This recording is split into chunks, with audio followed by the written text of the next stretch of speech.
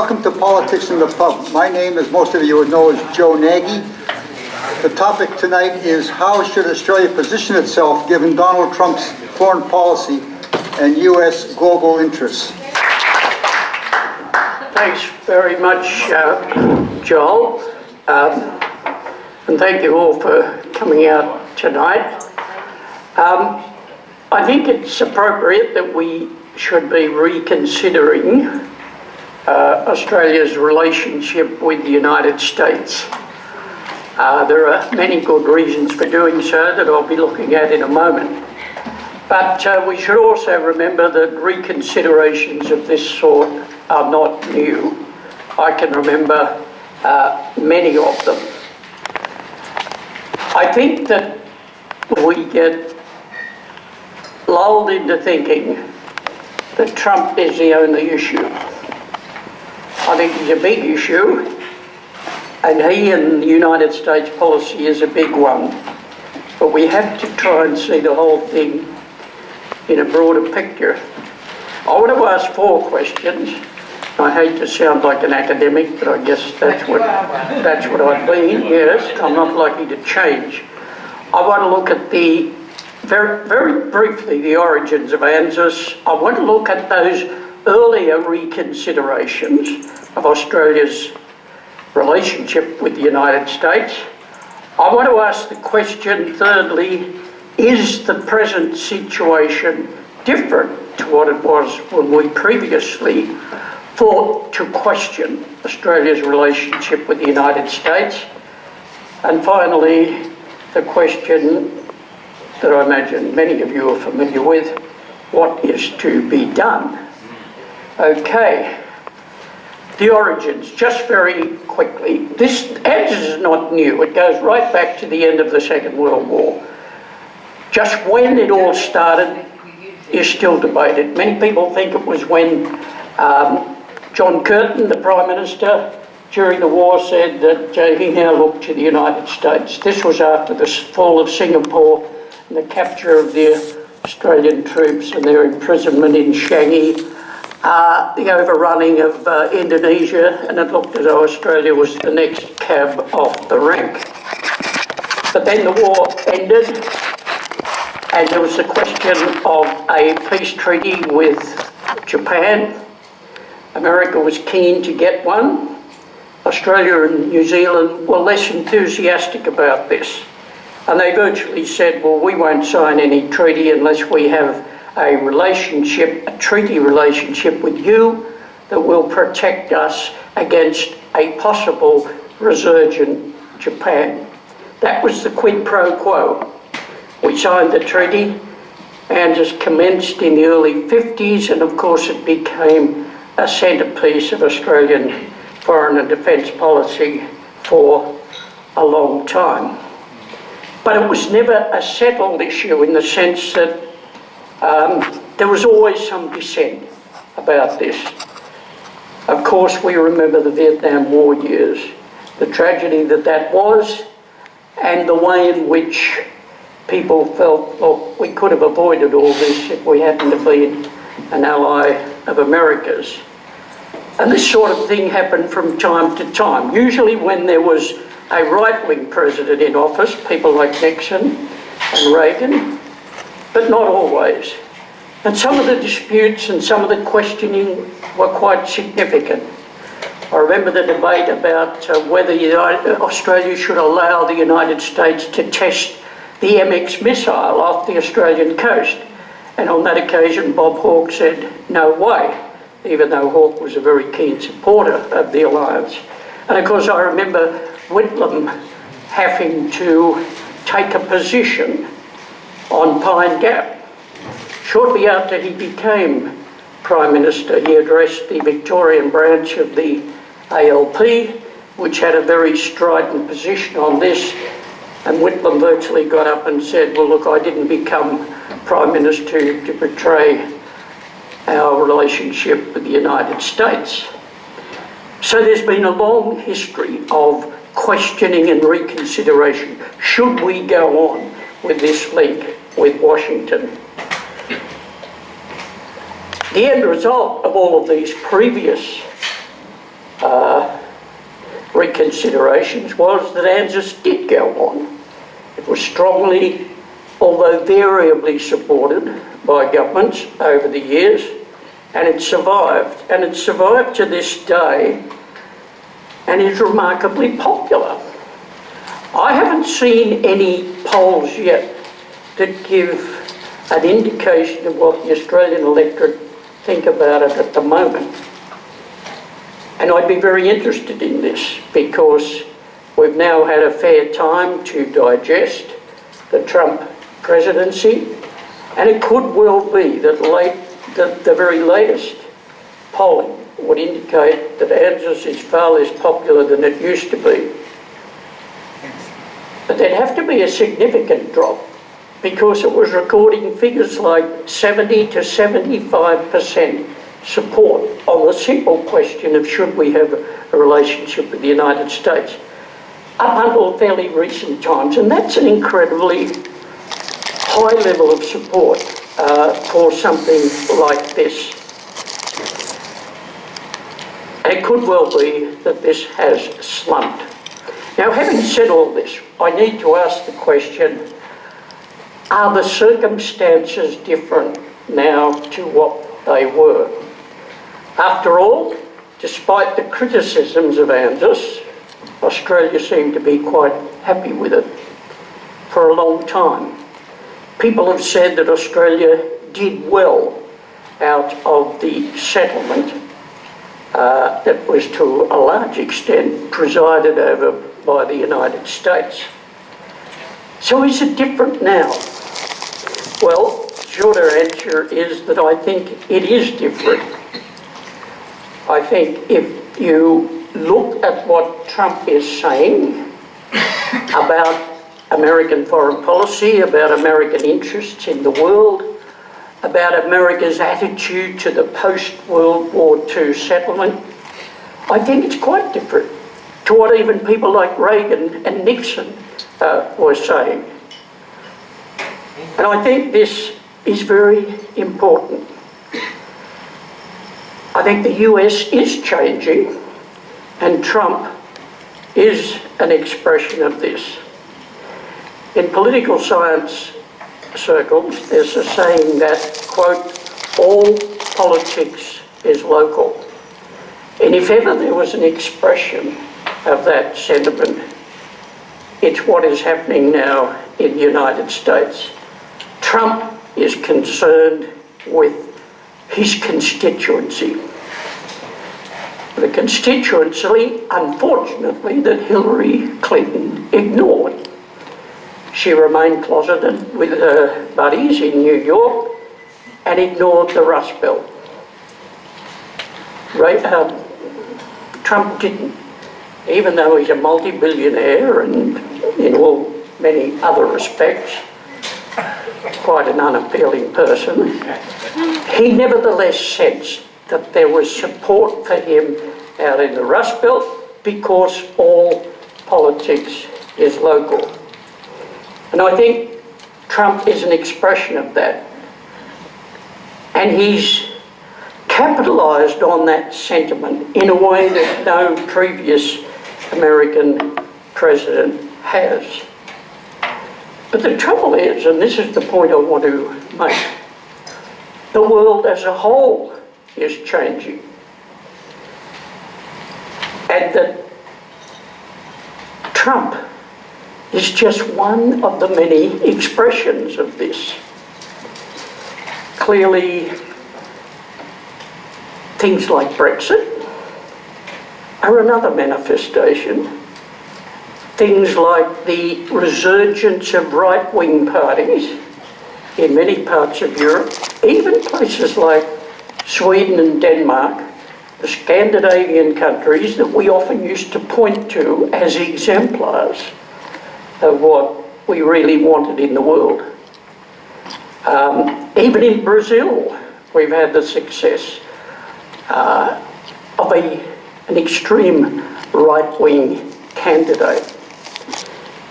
The world is changing. If I was to hazard a guess, it would be that in the future world, there will be less concern and focus on human rights. It's already beginning to emerge. There'll be less democracy in however, well, I wouldn't say whatever, I think there is an acceptable interpretation of the word democracy, and it's not at all clear that that is increasing. And there will be less media freedoms. Now, Trump, of course, I think would like to try and trample on the media more than he does. But he's not able to do exactly what he wants. In many parts of the world, that is possible. And in those parts of the world, they are countries that are becoming more and more powerful. So I guess what I'm saying is that Trump is a frightening character, and there are many dimensions of American foreign policy that are frightening.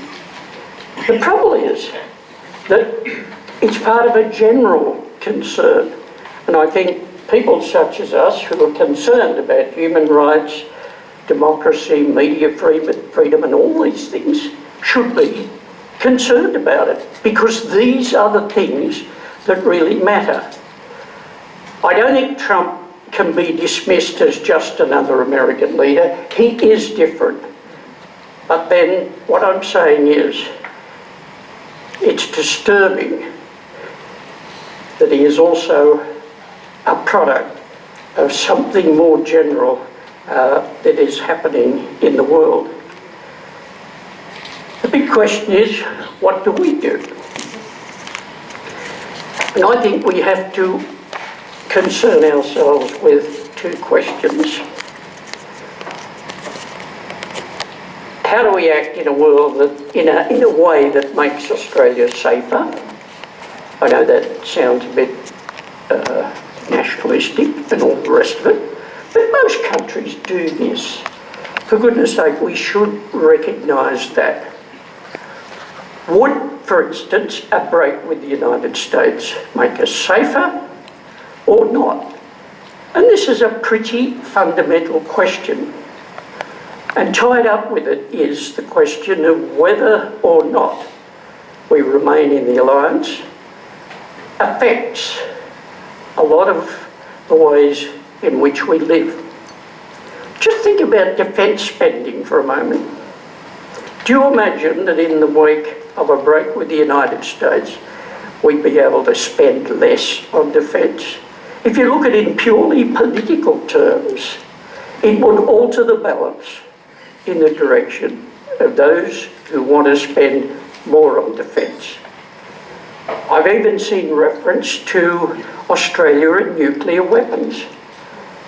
That's not as outrageous as it sounds. Back in the late 60s, early 70s, before Australia had signed the Nuclear Non-Proliferation Treaty, there was some support in government and in elements of the community for Australia at least keeping open the nuclear option, as they called.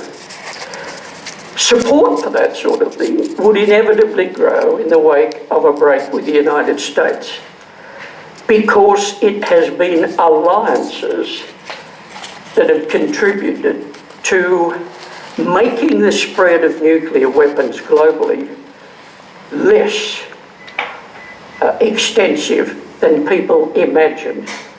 The great science writer C.P. Snow predicted in the late 50s that by now, 2018, there'd probably be about 60 nuclear weapons states in the world. That was the anticipation. That hasn't happened. And one of the reasons it hasn't happened is that people like Japan and South Korea and Germany and lots of other places that are capable of going nuclear don't see any grounds for doing so, and it's partly because they feel covered by the US. That didn't prevent the French and the British, because then the French and the British tend to be in a different category altogether. Recalcitrants, I think Paul King might have called them on this sort of issue. So would we be safer? And the second question we need to ask was, how will our decision affect the other question? Would it make a contribution to making the world a better place? This is the big thing. I suppose what I'm saying is I think we can get carried away with the significance and the importance of our relationship with the United States. How much does it matter globally? I'm just concerned that there are many things happening in the world at the moment that are serious. They're very forbidding. They don't point to a great future. But I can't see how Australia's relationship would matter much. We may, if we quit and said to Washington, we are out, it may be an expression of our dissatisfaction with the way the United States is going at the moment. But how is it going to affect these other things? These are the things I feel we should be concerned about. It does affect me, for instance, and depresses me, that nationalism seems to be more important now in the world than it ever was. It's one expression of identity politics, which I was told was a good thing, and it may be in some respects, but to the extent that it has inspired greater support for religion and nationalism, it's not a good thing. These are things that divide us rather than bring us together, and they are very, very typical of the contemporary world. Both religion and nationalism, two things that we thought we'd gotten rid of, now seem to be more popular than ever. Now, I'm not quite sure how our decision about what we do about the American alliance will affect that. It's a tremendously important issue. The whole idea of a multilateral rules-based world is threatened by Trump. There's no doubt about it. He's not a fan of the UNs, but at the same time, there are other opponents of the United Nations that are just as vociferous. We have to be careful that we don't become preoccupied with Trump as such. I can understand why he attracts attention. He's a person I could have never ever voted for in a fit. He's quite disreputable in so many respects. I had thought about a year ago that we won't have to worry about him because he probably won't win a second term, but I'm not so sure about that. He could well win a second term. It'd be unusual for a president not to do so. And Trump's constituency doesn't seem to have cracked in any significant ways. All of the things he does appeal to that constituency. And in particular, his idea that he will put America first comes across very well in the Rust Belt and other parts of the United States. And the problem is that this is all a difficult for the left, or for what we call progressive politics, because we've always had a concern with those who are missing out in the social processes that are dominating at any particular time. And Trump has identified the Americans who are missing out, and he's speaking in a way that they imagine is helpful and supportive of them. I don't necessarily think that he's right on most of these things, although he could be right about China and trade. We just don't know. We'll have to sort it out. If he's sincerely and honestly interested in a global free trade order, well then, okay. If he's simply using it as a way of battering Beijing, well then it's not okay. So all I'm trying to do, and all I've no doubt provoked a whole lot of questions, I just want to put this in a broader context. I'm more worried about what's happening in the world globally than what's happening in the United States. I suppose that's one way of putting it. I know a lot of you will say, well, look, what's happening in the United States has a big bearing on what's happening in the rest of the world. And I agree with that. But the world has changed. There's a sense in which the United States is withdrawing into itself. It's got something to do with the rise of China and uncertainty in the United States about how to respond to that development.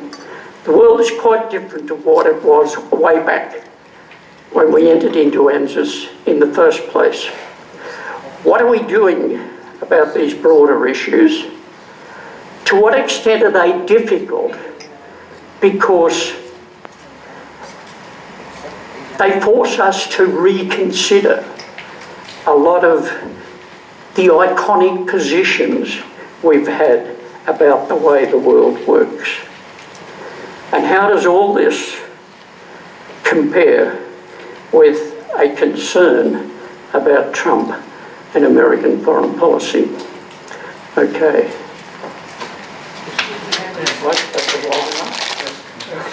Okay.